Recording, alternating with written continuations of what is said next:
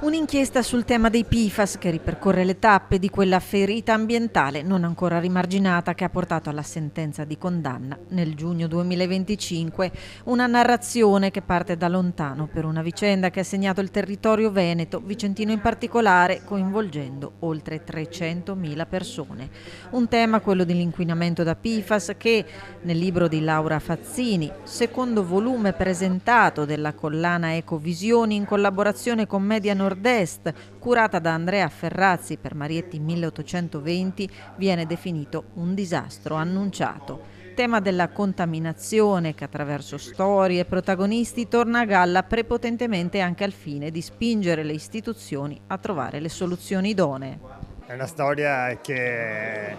ha suscitato giustamente un clamore ma tardivo, e qui in Veneto tra l'altro, e noi abbiamo voluto riportarlo a galla con la massima attenzione e recuperando il tempo perduto, perché è stato un tema assolutamente taciuto anche nel momento in cui negli altri paesi il tema dei PFAS era conosciuto, c'erano già sentenze importanti contro i PFAS per esempio negli Stati Uniti, e nel momento in cui le Nazioni Unite hanno definito l'inquinamento, l'avvelenamento delle acque e il disastro ambientale nel Veneto il maggiore inquinamento nella storia d'Europa. Tutto nasce con la volontà di ricercare la verità che per l'autrice arriva ad un punto.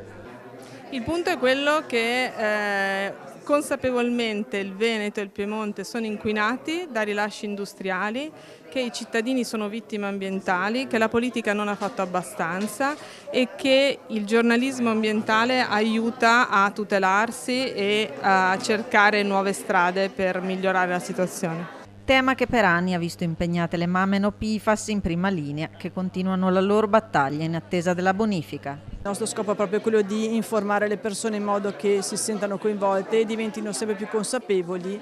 di questa contaminazione, ma in generale di tutto quello che è necessario fare, che è necessario agire per tutelare la nostra salute, quella dei nostri figli e quella dell'ambiente di cui facciamo parte.